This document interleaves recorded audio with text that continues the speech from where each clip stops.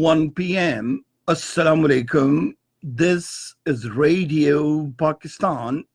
The news read by Daman Zaman. The headlines. The foreign minister says Pakistan will continue its reconciliatory efforts for ensuring peace and reducing tension in the region. The Chinese vice president will arrive in Islamabad on Sunday on a two-day official visit to Pakistan. Pakistan has urged the United Nations Security Council to resolve the long-standing conflicts on its agenda, including Kashmir and Palestine.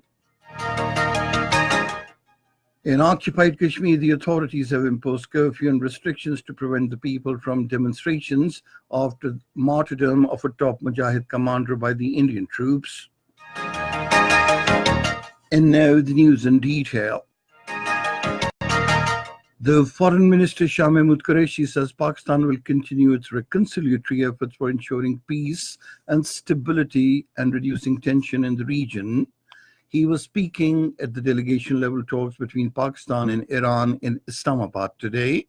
Shah Mahmood Qureshi led the Pakistan side, while the Iranian delegation was headed by the Iranian Foreign Minister Mohammad Javad Zarif.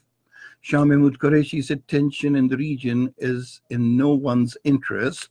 He said Pakistan wants a resolution of all outstanding issues through diplomatic engagement. He said all the stakeholders need to demonstrate patience and tolerance.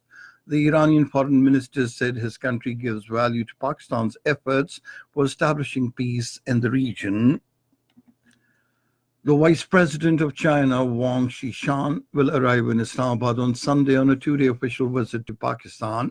During the visit, the Chinese Vice President will call on the President, Dr. Arif Alvi, and have a separate meeting with Prime Minister Imran Khan.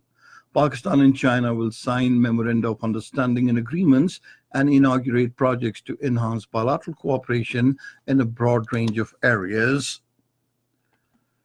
The Special Assistant on Information and Broadcasting, Dr. Firdaus Ashikawan, says the day is not far when the country's economy will be strong and the people prosperous. In a tweet today, she expressed her optimism over the recent bullish trend in the stock market. Dr. Firdaus Ashikawan said it is a new record that the Pakistan Stock Exchange witnessed an increase of 2,135 points after a decade. The spokesperson for the International Monetary Fund, Jerry Rice, says IMF program will economically strengthen Pakistan. In an online briefing to journalists, he said the International Monetary Fund program will expedite economic progress and bring improvement to the social sector, human development, and infrastructure in the country. He said debt burden of Pakistan will also get lessened through the IMF program. The Chief of the Naval Staff, Admiral Zafar Mahmood Abbasi, says Pakistan Navy is capable and always ready to defend the maritime frontiers of the country. He was addressing the 48th convocation of the Pakistan Naval War College in Lahore today. The naval chief said Muslims have always registered victory against a numerically strong enemy because of their firm and unwavering faith in Allah the Almighty. At the United Nations, Pakistan's permanent ambassador, Dr. Mali Halodi, has urged the UN Security Council to resolve the long-standing conflicts on its agenda, including Kashmir and Palestine. Speaking during an open council debate on protection of civilians in armed conflicts, she said Indian occupation forces are continuing human rights violations in occupied Jammu and Kashmir. The ambassador pointed out that reports of use of torture as an instrument of repression in Indian-occupied Jammu and Kashmir have been verified by the Special Rapporteur on extrajudicial executions and torture and by prominent rights groups in India. In occupied Kashmir, the authorities have imposed curfew and strict restrictions and snapped internet services to prevent people from holding anti-Indian pro-freedom demonstrations in the valley today. The authorities imposed curfew and restrictions in the valley after the martyrdom of a top Mujahid commander, Zakir Musa, last evening.